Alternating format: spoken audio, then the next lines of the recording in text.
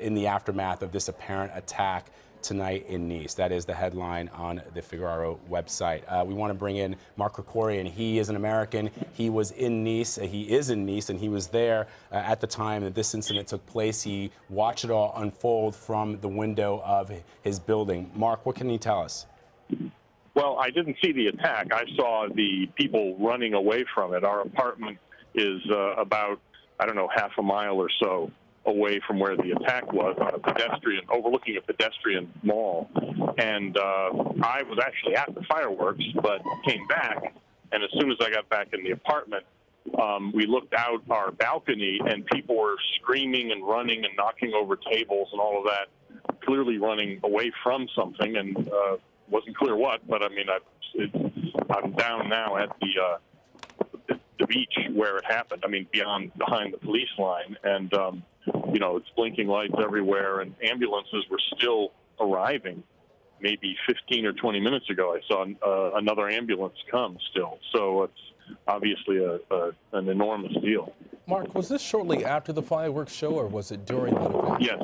No, shortly afterwards. It ended, and there were lots of people. There were concerts on the small, you know, there were musical performances, several of them on what is called the Promenade des Anglais, which is like a boardwalk kind of thing along the beach. And so the fireworks went on, everybody watched them, you know, ooh-ah and all that, very nice.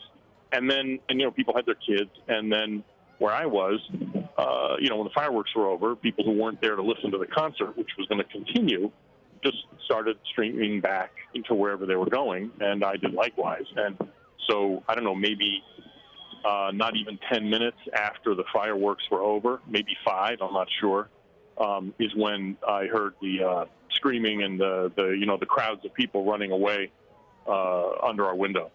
And all right. Go ahead, Marco. I was going to just say what we're seeing right now from the Twitter feed of the Minister of the Interior, which we've already reported that the driver of that truck has been neutralized. That is according to the Interior Minister.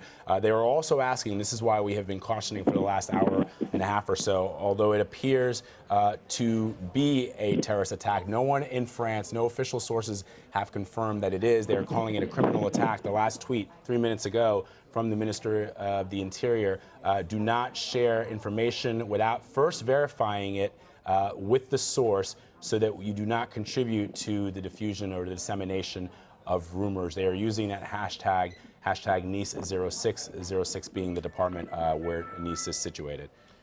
Hey, Mark, real quick, I know authorities are telling everyone to stay inside. Do you see anyone on the streets? What are you looking at now from your vantage point? Well, I mean, there's, you know, a fair number of people on the streets. Still, this is an ambulance driving away from the site. That sound. I mean, it's not huge numbers of people, but yeah, there are people still sort of right outside their hotels. And, you know, on that promenade along the beach. Not that many still, but there's still some. And good. I just want to ask you this. Of course, we've seen a number of terrorist attacks lately across the country recently, and there in Europe as well. Tell me this. Are you surprised by what has happened, or was it sort of just a matter of time? Hello? Yes. Can you hear me? Yeah, I can hear you now. Well, I wasn't. I mean, honestly, I wasn't surprised. I mean, I was obviously, you know, when the screaming and the crowds running happened, I was surprised. But even before we came here, I was figuring, look, we're going to be here during Bastille Day, and if I were a bad guy, that's the day I would pick to do something. So in that sense, if that's what it turns out to be, no, it's not surprising.